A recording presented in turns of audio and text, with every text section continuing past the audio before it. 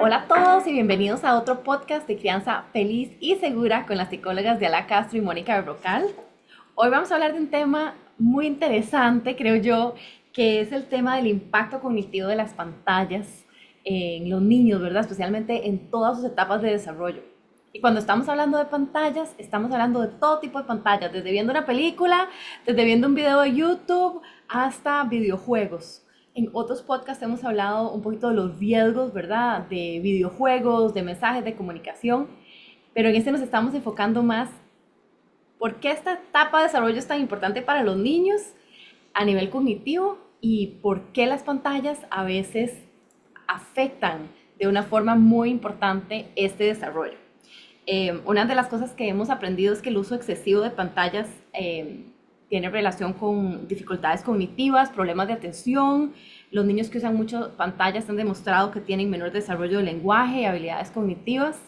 Y una de las cosas que estábamos discutiendo aquí es que con solo una hora de uso de pantallas al día ya empiezan a verse estos impactos, ¿verdad? A veces pensamos, ok, sí, solo es el chiquito que pasa 10 horas pegado a la tele, pero no, ¿verdad? Solo con un ratito de estar en pantallas ya empiezan a tener ese impacto cognitivo en el desarrollo. Entonces, quería empezar a preguntarles a Mónica y a Adela si nos pueden contar un poquito por qué esta etapa de desarrollo cognitivo, ¿verdad? ¿A qué nos referimos con esta etapa de desarrollo cognitivo, verdad? Desde que nacen hasta, ¿verdad? Los primeros años de vida y por qué esta etapa es tan importante y, ¿verdad? Un poquito qué es el impacto y por qué estamos hablando de pantallas el día de hoy. Bueno, que dice que vamos a tocar este tema porque es un tema muy relevante para los papás y mamás y cuidadores que están criando chicos en estos tiempos. Las pantallas están en todo lado, en múltiples diferentes formas, como dijiste, ¿verdad? No solo las películas, sino también los videos, las cosas cortas, redes sociales, que lo hemos hablado también en otros momentos, celulares, videojuegos, etcétera. La primera infancia es una etapa del desarrollo, en general la infancia es una etapa del desarrollo clave en el ciclo vital porque es donde se establecen como todas las bases del desarrollo posterior. Entonces, es como si el periodo del ciclo vital, ¿verdad? Nuestra vida fuera como la construcción de una casa. La primera infancia es como cuando se ponen las bases de la casa, ¿verdad? Si uno hace bases sólidas de la casa, ya luego, pues, pones que la ventana así, que la ventana así, que estas cortinas, que decoramos así, que ponemos estos muebles, que ponemos estas tejas, pero la casa se va a sostener bien a partir de tener esas bases sólidas. Entonces es lo mismo lo que pasa en el ciclo vital, ¿verdad? No es que el desarrollo posterior no sea importante, pero depende también de qué tan fuertes son esas bases en la primera infancia. Entonces, en realidad, es una etapa de muchísima fertilidad a nivel cerebral, de muchísima vulnerabilidad para bien y para mal, ¿verdad? Una cosa mala impacta mucho más y una cosa buena impacta mucho más que en otros momentos del ciclo vital. El cerebro es mucho más plástico y vulnerable, entonces en realidad lo que pasa en esta etapa de la vida es muy importante, muy, muy, muy importante. Hay muchos estudios, por ejemplo, que indican que problemas en la primera infancia, a nivel emocional, a nivel físico, a nivel nutricional, a nivel de estímulo, de situaciones difíciles, etcétera, ponen a la persona en más riesgo de problemas inclusive a nivel físico, emocional, en su adultez mayor, ¿verdad? Esto lo hemos hablado también en otros episodios cuando hemos hablado de las experiencias adversas en la infancia, ¿verdad? Que son esta documentación de experiencias negativas, adversas que pueden tener los chicos y chicas en su infancia que tienen un impacto en todo el desarrollo posterior, inclusive en la adultez mayor. Entonces, así de importante es esta etapa. Si en esta etapa dejamos de hacer ciertas cosas que son importantes para el desarrollo y hacemos cosas que más bien obstaculizan el desarrollo, esto no solo va a tener un impacto en el momento inmediato, sino también en todo desarrollo posterior. Entonces, las pantallas son un elemento que no solo pueden impactar muy negativamente el desarrollo en esta etapa, sino también que al usarlas en exceso, le quitan tiempo a actividades que promueven el desarrollo. Entonces, cosas que son importantes para el desarrollo, la actividad física, la interacción con los pares, la interacción con los adultos, el juego libre, la exploración del mundo, conversaciones, un montón de cosas que impulsan el desarrollo, se dejan de hacer o se hacen en menor cantidad de tiempo porque las pantallas roban ese tiempo. Todos tenemos 24 horas en un día y de esas 24 horas en el día paso 4 en una pantalla, eso significa que son 4 horas menos que tengo para hacer actividades que sí promueven mi desarrollo. Es muy importante que en la niñez Es una etapa donde no es que las cosas que sucedan van a influir en el desarrollo, sino que moldean el desarrollo. ¿Verdad? Es tan fuerte el impacto de lo que suceda o no suceda, ¿verdad? Lo que se estimule o lo que se deje de estimular en esta área, ¿verdad? Que todo lo que es el desarrollo cerebral, todo lo que es, por ejemplo, la salud mental, las habilidades sociales y las habilidades emocionales, entre otras, van a verse favorecidas o van a verse deterioradas. Entonces, poder pensar que el uso progresivo de pantallas, porque además la pantalla antes era algo a lo que uno iba a la casa a ver el tele. Hace muchos años, era la posibilidad de ver tele en la tarde, en la sala de la casa del uno, de la casa de la abuela. Por ejemplo, ahora la pantalla te acompaña absolutamente a todo lugar.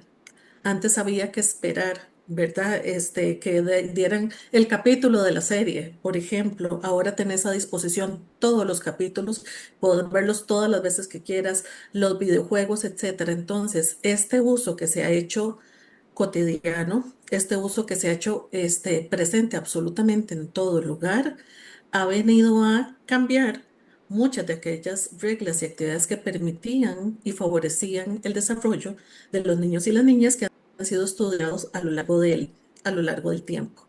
Como dice Mónica, el uso de pantallas cada vez más presente va a desplazar otras actividades y va a alterar otras actividades. Por ejemplo, afecta a los patrones del sueño. Y el sueño es un promotor de desarrollo importantísimo a lo largo de toda la vida. Pero en la infancia es, ¿verdad?, fundamental la rutina, la estructura, la predictibilidad y un sueño que sea un sueño de calidad, por ejemplo.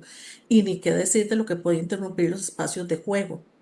Otro aspecto importante es que escuchamos muchas veces a las familias que dicen que le dan un teléfono a los chicos o la tablet o los dispositivos de videojuegos para que estén calmados mientras ellos trabajan, para que estén calmados mientras van a hacer un mandado, para que se entretengan mientras hay que esperar.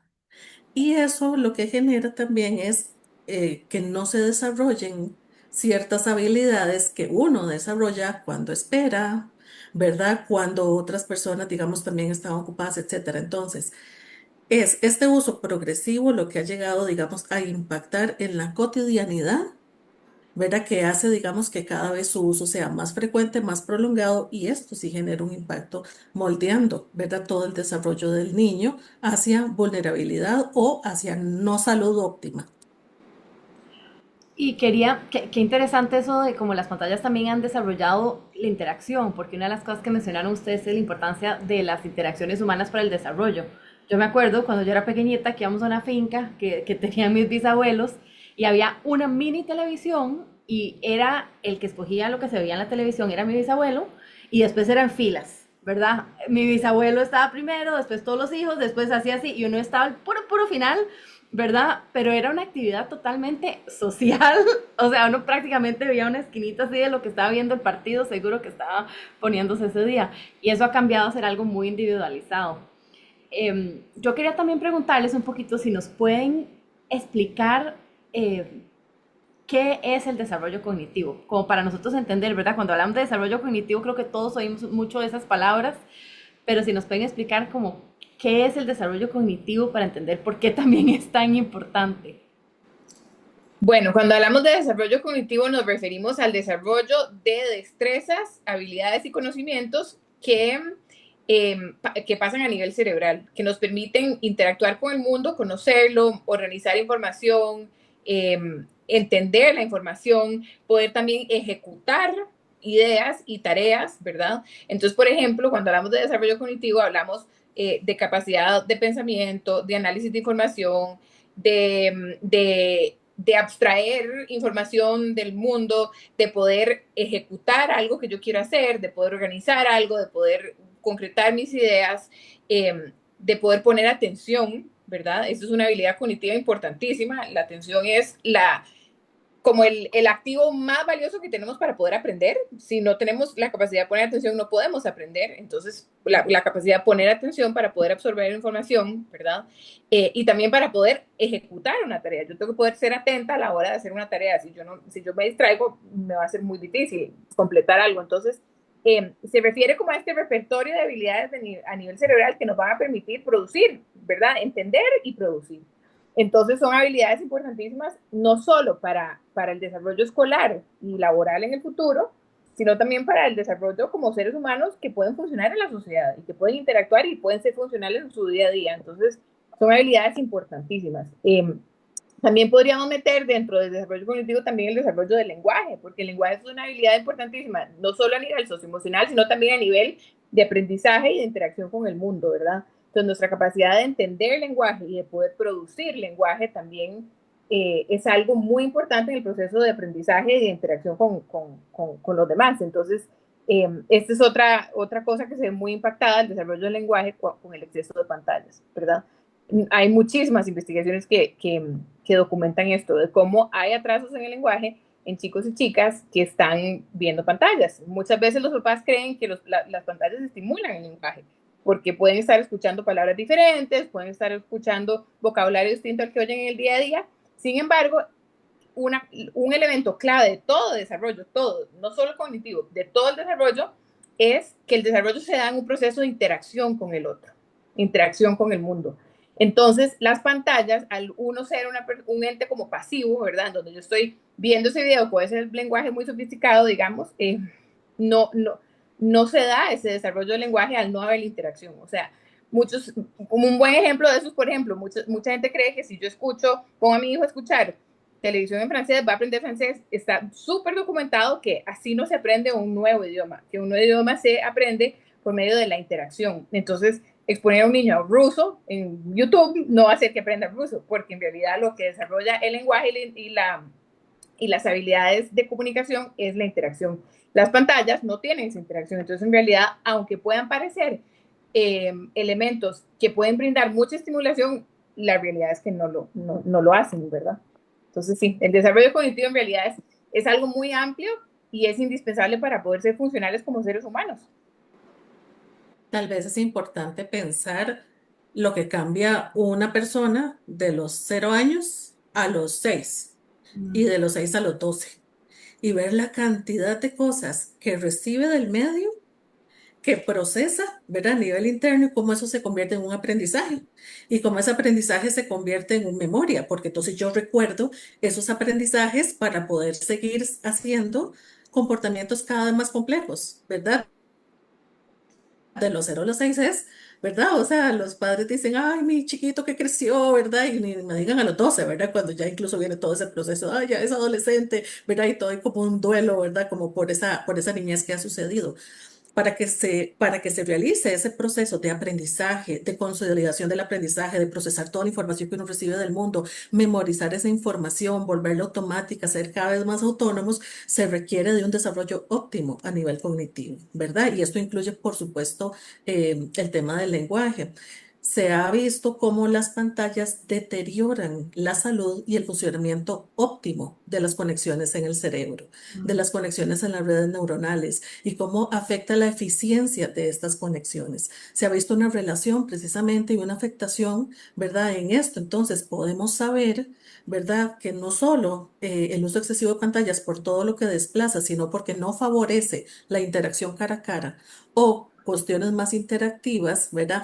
Va a generar que lo que se percibe del mundo, ¿verdad? Que lo que se procese, lo que se consolide en la memoria, por ejemplo, y lo que eso se traduce en la vida cotidiana, se vaya a ver alterado, se vaya a ver afectado, y por eso es que son cualquier cantidad de datos los que ya existen, de que incluso después de usarlo 1 hora al día, por ejemplo, en niños mayores de 5 años, ¿verdad? Porque se recomienda, hay diferentes posturas, de 0 a 2, de 0 a 3, ¿verdad? Primera infancia, que se recomienda el cero uso, por ejemplo. Pero cómo después de eso, incluso 1 hora, ya empieza a generar estos efectos a nivel neurológico y todo lo que eso va a derivar a nivel, digamos, de todo el desempeño de los chicos, no solo en el área académica, es que en la vida, ¿verdad? Es la vida cotidiana y todo lo que te favorece a vos, el desarrollo también intelectual, que es la capacidad de resolver problemas. No es que inteligente es una persona, no, es que te favorece la capacidad de resolver problemas de la vida cotidiana.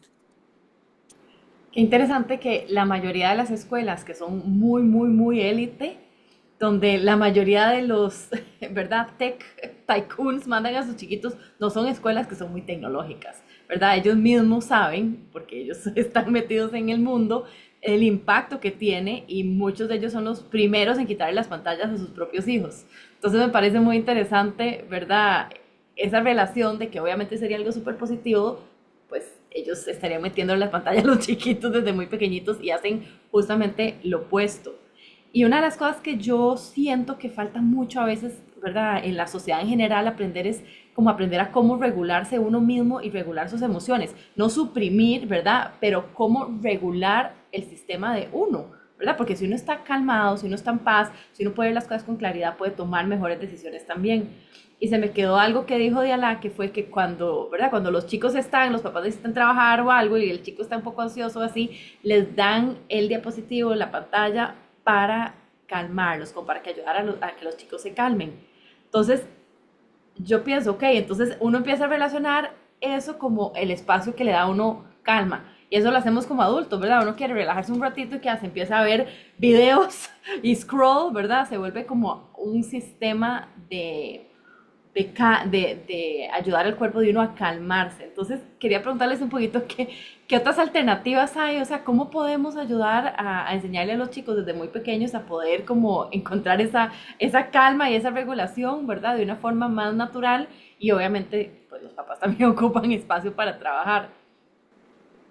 Bueno, aquí voy a hablar del concepto de la dopamina, que creo que es muy importante mencionarlo. La dopamina es un neurotransmisor que se segrega en nuestro cuerpo cuando sentimos placer. Y sentir placer es algo que nos regula, ¿verdad? Que nos ayuda mucho a regularnos. Cuando estamos desacomodados a nivel emocional o a nivel físico en general, lo que buscamos es como ese balance hacia sentirnos mejor, ¿verdad? Entonces hacemos cosas que nos ayudan a segregar dopamina. Las pantallas son un excelente segregador de dopamina, pero ¿qué es lo que pasa? Que están diseñadas para segregar demasiada dopamina y generar esa dependencia de las personas. Por eso como dijiste vos, Caro, estos desarrolladores de toda esta tecnología tienen muy claro que ellos están jugando con la dopamina de las personas, haciendo su tecnología de tal manera que segregue en exceso dopamina, casi el nivel de adicción, ¿verdad?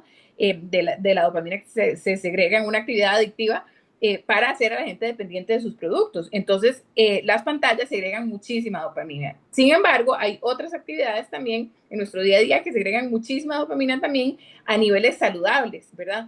Porque ¿qué es lo que pasa con estas actividades? Cuando tenemos una actividad de alta dopamina, como ¿verdad? Ver una pantalla o ver estos videos como muy estimulantes, súper, que nos enganchan, que sentimos que no podemos dejar de ver, ¿verdad? Entonces, así sube de rápido la dopamina, pero así de rápido baja. Y cuando tenemos esos picos así como muy violentos, donde la dopamina baja, más bien tenemos esa necesidad de hacerlo aún más, ¿verdad? Entonces eso pasa en nuestro nivel de cerebro. Es un poquito como lo que pasa también con el azúcar, ¿verdad? Que cuando hay picos muy altos de azúcar, la caída es muy baja, entonces la persona siente después como una necesidad más grande de volver a buscar el azúcar, porque no puede manejar esos extremos, ¿verdad? Entonces, hay actividades que sí segregan dopamina, pero a niveles mucho más saludables, más estables, como por ejemplo, no sé, en mi caso, ver un atardecer, salir a caminar a un lugar bonito, hacer alguna actividad manual. A mí, por ejemplo, me gusta a veces, ¿verdad?, hacer una bufanda con lana, o pintar, o cocinar algo, sentarme a tener una conversación bonita con una amiga mientras me tomo un café, ¿verdad? Estas son actividades que son placenteras, pero no generan estos picos extremos de dopamina. Entonces, no se vuelven adictivas. Uno no puede decir que uno está adicto, digamos, como a tomar café con las amigas. Uno puede disfrutar montones, pero cuando dejo de tomar café con mis amigas, no siento esta cosa como de esta desesperación que sí se nota con cuando uno le quita la pantalla a un niño acostumbrado a ver pantallas todo el día, o a un adulto también, donde se genera literalmente como un síndrome de abstinencia porque genera una conducta adictiva, ¿verdad? Entonces tenemos que buscar que los niños y niñas, y nosotros como adultos también, ¿verdad? Los jóvenes, tengan actividades de baja dopamina en su día a día como estrategias de autorregulación, ¿verdad? Entonces, en vez de estar dando pantallas para estar generando estos picos extremos, eh, buscar la promoción de actividades de baja dopamina, ¿verdad? Saquen la bici, vayan a andar en bici, anda a un play, métete en la hamaca, conversemos, juguemos un juego de cartas, pinta un dibujo, escuchemos una canción, bailar una canción, son actividades que son placenteras, pero que no tienen la capacidad de generar adicción porque no tienen esa capacidad de disparar la dopamina a niveles extremos. Entonces, yo diría que estas son las actividades que mejor nos ayudan a autorregularnos porque no generan esta conducta de adicción, ¿verdad? Pero a la vez también son cosas que nos generan placer y nos ayudan a contrarrestar los efectos negativos de sentirnos desorganizados y desregulados a nivel emocional. Y es muy curioso porque algo que muchas veces las personas adultas hemos utilizado supuestamente para que los chicos se calmen, genera un efecto contrario, porque hay una calma que es temporal. Primero es una calma y una regulación, entre comillas, ¿verdad? Que se le está brindando a una estimulación brindada por un dispositivo, ¿verdad? No es el dispositivo, es la estimulación que genera el contenido, ¿verdad? De ese dispositivo, que muchas veces tiene un ritmo, que es un ritmo muy diferente al de la vida. ¿Verdad? Porque es un ritmo más estimulante o más rápido, más divertido, con un montón de escenarios, con un montón, por ejemplo, de imágenes, de sonidos, etcétera. Y así no es la vida real tal como fluye. En el momento, por ejemplo, en que se retira el dispositivo, se ha visto una menor tolerancia al aburrimiento. Es que estoy aburrido, es que no sé qué hacer, qué hago, por ejemplo, y empieza, ¿verdad? Un conflicto entre los padres y los hijos. Precisamente porque, pero ya tuviste, ¿verdad? Ya te dimos el horario, ya cumpliste con el horario. Pero en la retirada, por ejemplo, ¿verdad? Por toda la explicación que dio Mónica, la tolerancia al aburrimiento se vuelve mínima y hay una gran dificultad en el autocontrol y en la autorregulación. ¿Por qué? Porque la autorregulación estaba en el contenido, en la estimulación recibida, digamos, a través de lo que se vio, no a través de lo que yo voy construyendo como habilidades para esperar, para pensar en alguna actividad y entretenerme con eso, pedirle ayuda a mis papás, pedirle a mis papás interacción o que mis papás interactúen conmigo, todo lo que eso pueda suceder. Y hay episodios de mucha irritabilidad, de enojo e incluso ha habido episodios de muchísima agresividad. ¿Verdad? Porque es todo un ciclo que se genera en esa situación. Entonces, lo que estamos utilizando para calmar, ¿verdad? Y es la intención de los papás, no es una mala intención, ¿verdad? Es que estén entretenidos mientras yo estoy haciendo esto, con este ritmo que nosotros tenemos tan acelerado, ¿verdad? Puede tener una buena intención, pero el resultado muchas veces genera conflictos, incluso en la relación con los papás. Es que mis papás no me entienden, es que no están conmigo, etcétera. Y empieza a haber una serie de fenómenos alrededor de esto. Entonces, sí es importante que en la tarea de la parentalidad tenemos que tener información de cuáles son esas actividades, como dice Mónica, que generan una ¿verdad? Dopamina más sostenida, por decirlo de esta manera. Y casi siempre son actividades, digamos, con otra persona que sean positivas. Casi siempre involucran movimiento, pueden involucrar arte, pueden involucrar naturaleza, ¿verdad? Que son las cosas cotidianas que tenemos al alcance, pero que muchas veces hay que planificarlas para que los niños las puedan tener al acceso de, especialmente cuando estamos hablando de transportes prolongados entre el colegio y la actividad, digamos, o donde vayan a estar, que son, yo creo que espacios donde típicamente lo que se da es el dispositivo, por ejemplo, o en salas de espera o en filas para hacer algún mandado, ¿verdad? Si pensamos muchas veces se utiliza en esos espacios de tiempo que podríamos tener un poco más planificados. Y ni qué decir de los beneficios de la lectura. La lectura está asociada con una cantidad de beneficios a nivel, yo creo que de todas las áreas de desarrollo, especialmente obviamente la socioemocional y la cognitiva, pero la lectura que también es interactiva, donde podamos conversar con otro o donde otra persona tiene una lectura dialogada conmigo y hacemos preguntas y, ¿verdad? Causamos ¿verdad? Como una expectativa y qué seguirá después. Entonces la lectura también favorece un enriquecimiento en las relaciones realmente que es de gran potencial, ¿verdad? Para el desarrollo.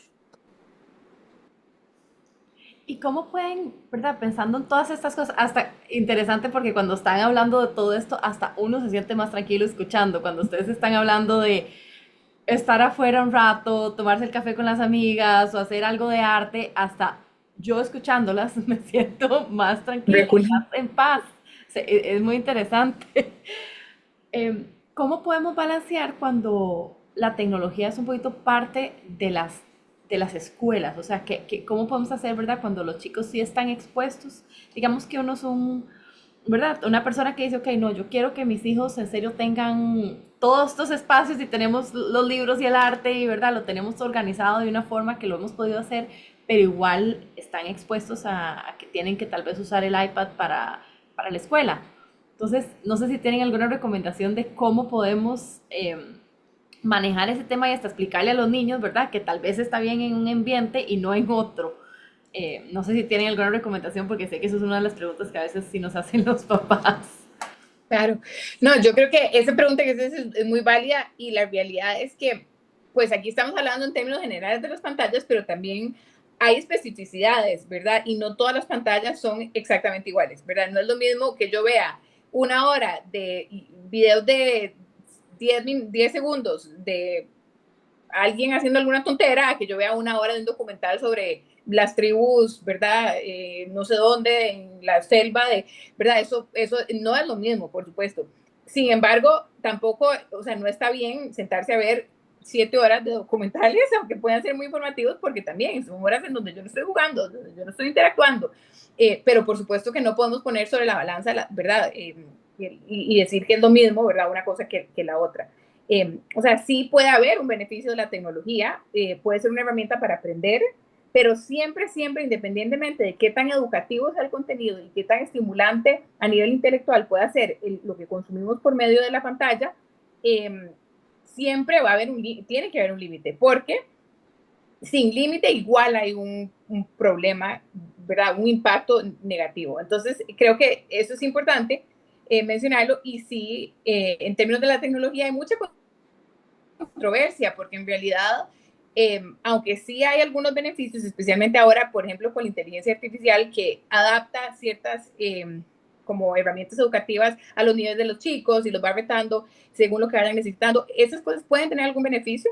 Sin embargo, tampoco la tecnología ha sido como la gran promesa que en algún momento se dijo que iba a ser, ¿verdad? En algún momento la tecnología educativa era como esta gran promesa de que iba a hacer los procesos de aprendizaje mucho más eficientes, que iba a liberar más tiempo a los docentes de trabajo aburrido y tedioso para poder liberar tiempo para que ellos pudieran planear mejor sus lecciones y hacer cosas más estimulantes. ¿Verdad? Hubo como esta gran promesa y la realidad es que si vemos las pruebas estandarizadas a nivel mundial, no ha habido una mejoría a nivel de desempeño educativo de las personas. Todo lo contrario, más bien ha ido en decremento. Entonces, esta gran promesa de la tecnología educativa no se cumplió. Y creo que es importante que las escuelas tengan esto en cuenta, estén muy actualizados con la investigación y también elijan usar esta tecnología educativa de tal manera que la hagan en lo que está basado en evidencia científica, y lo que los estudios dicen que sí sirve, porque lo están usando a veces de manera indiscriminada, más de la cuenta, y ¿qué es lo que pasa? Que también los chicos terminan usándola más de la cuenta, haciendo cosas que podrían hacer en cara a cara con sus compañeros, lo terminan haciendo por medio de las pantallas, terminan dejando de hacer cosas a nivel manual, escribir, cortar, pegar, armar, por estar haciendo todo con un clic, que eso también tiene un impacto negativo en el desarrollo de la motora fina, ¿verdad? De la parte de ejecutar en tiempo real y no como, con mucha velocidad. El impacto en la atención es gigante, entonces definitivamente creo que las escuelas tienen una gran responsabilidad en revisar si esto realmente lo están haciendo basado en lo que dice la evidencia, que la evidencia dice que no se puede usar de manera indiscriminada, y si no, pues ajustar, ¿verdad?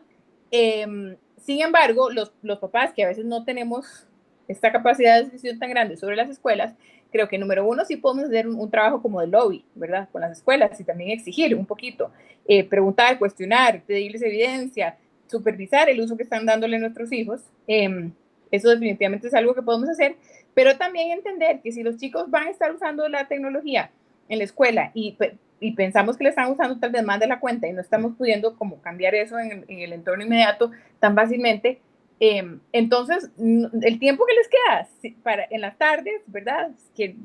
Libre, entonces no lo ves en una pantalla, ¿verdad?